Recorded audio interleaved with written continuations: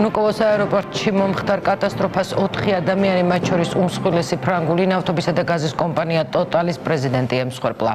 ტრაგიკული შემთხვევა კერძო თვითმფრინავის აფრენისას მოხდა. კრისტოფ დე მარჟერი მოსკოვში უცხოელი ინვესტორების ყოველწლიურ ფორუმზე იმყოფებოდა. მოსკოვის ვნუკოვოს აეროპორტში ავიაკატასტროფა წუხელ მოხდა.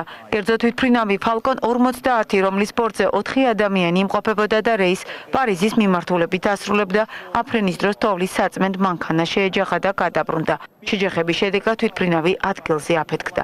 მომხდარ ბორტზე მყოფი ყველა ადამიანი, მათ შორის ფრანგული უმსხვილესი ნავთობისა და გაზის კომპანიის პრეზიდენტი 63 წლის კრისტოფ დე მარჟერი ემსხვერპლა. ავიაკატასტროფასთან დაკავშირებით სისხლის სამართლის საქმე რუსეთის გარდა საფრანგეთშიც აღიძრა. ტრაგედიის მიზეზებს რუსეთის საგამოძიებო კომიტეტის ცენტრალურ აპარატთან ერთად სახელმწიფოთა შორისო საავიაციო კომიტეტი და ფრანგის სპეციალისტები გამოიძიებენ. შემთხვევის ადგილზე კრიმინალისტები ამ დრომდე მუშაობენ. თვითმფრინავის შავი ყუთები გასაშიფრად უკვე გადააგზავნეს. ამ დროისათვის ავიაკატასტროფის მიზეზად ორი მთავარი ვერსია განიხილება. როგორც ცნობილია, თოვლის საწმენდი მანქანის მძღოლი არაფხიზელ მდგომარეობაში იმყოფებოდა. გამომძიებლების სტაჟიორი დისპეჩერის შეცდომაზეც საუბრობენ.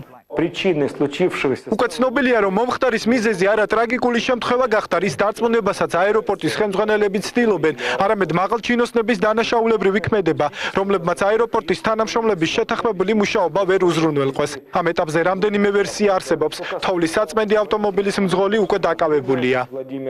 Total-ის პრეზიდენტის დაღუპვა საფრანგეთის ეკონომიკის მინისტრი გამოეხმაურა. კრისტოფერ მარჟერი მისი შექმნილი კონცერნის არაჩვეულებრივი ხელმძღვანელი იყო. კომპანია მისი წარმატებული მუშაობის სიმბოლო იყო. დღეს გლოვის დღეა, თუმცა Total-ის მომავალს საფრთხე არ ემუქრება. კრისტოფ დე მარჟერის გარდაცვალების გამო მწუხარება გამოხატა რუსეთის პრეზიდენტმა. Total-ის პრეზიდენტი მოსკოვში უცხოელი ინვესტორების ყოველწლიურ ფორუმზე დასასწრებად ჩავიდა.